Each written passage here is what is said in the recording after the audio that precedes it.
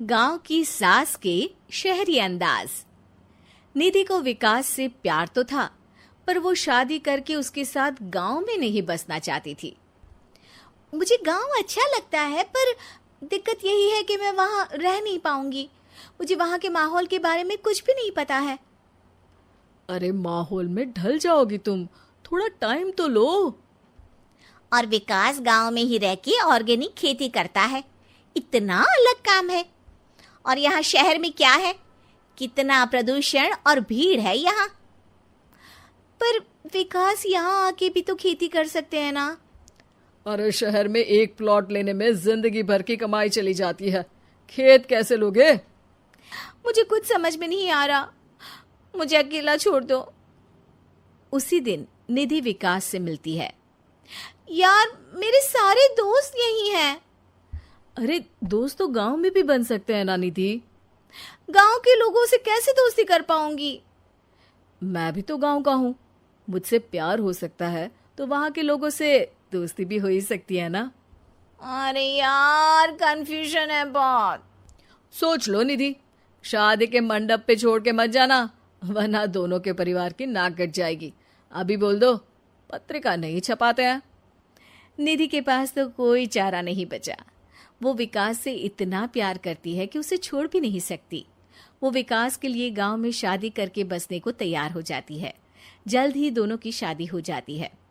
I hope तुमको गांव में अच्छा लगेगा। मुझे पता है गांव में और शहर में अंतर क्या है। वहां के लोगों की सोच में अंतर है।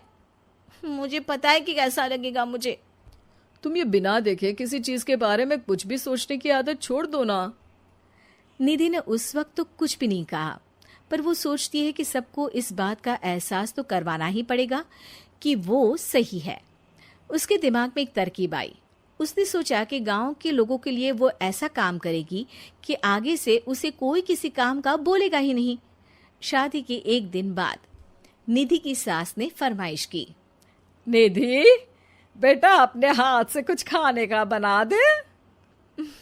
बिल्कुल सासू माँ, थोड़ा सा रुकिए, अभी बनाती हूँ।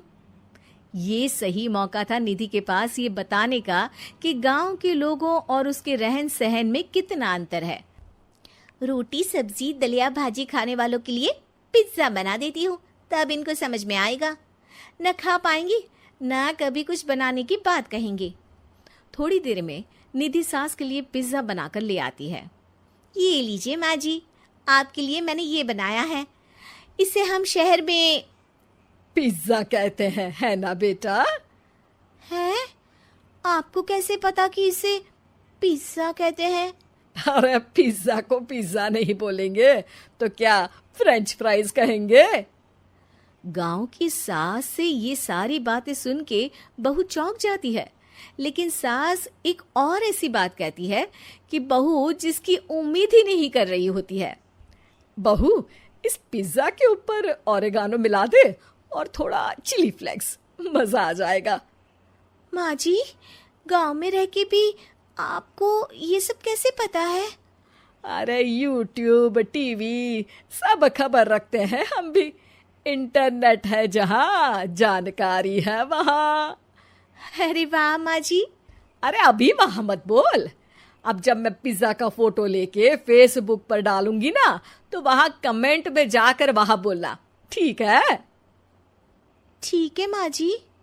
अरे ठीक है माँ जी की जगह ओके मम्मी या ओके मम्मा बोल दिया करना। है? ठीक है, मतलब ओके मम्मा। निधि का तो सर ही घूम जाता है। इतना शहरी बर्ताव तो शहर में रहने वाली निधि की माँ का भी नहीं था। वो शाम को अपने पति से पूछती है, विकास, तुम्हारी मम्मी तो काफी कूल है यार। पिज्जा में क्या डालते हैं, फेसबुक पर क्या डालते हैं, सब कुछ पता है उन्हें तो। हमारे बड़े पापा के लड़के रहते हैं शहर में, बस उनके बच्चे आए थे गांव में गर्मी की छुट्टियां मनाने। उन्होंने माँ को एकदम शहरी बना दिया। उनका फेसबुक अकाउंट भी है, इंस्टाग्राम भी है और टिकटॉक बैंड हो गया, वरना वो भी बनाती थी। तभी सास वहां आ जाती है। अरे निधि, मैं तुझे टैग नहीं कर पा रही हूँ, जरा मेरी फ्रेंड रिक्वेस्ट एक्सेप्ट तो कर दे। निधि की गांव को लेकर जो राय थी वो अपनी सासू माँ को देख के बिल्कुल बदल जाती है। और अब निधि भी सोशल मीडिया पे अपनी सास के साथ लाइव आती है और कमेंट बाजी भी करती है ताकि सबको पता चले कि गांव में रह के भी उसका जीवन शहर जैसा ही है और उसके आसपास के लोगों के अंदाज भी एकदम शहरी है।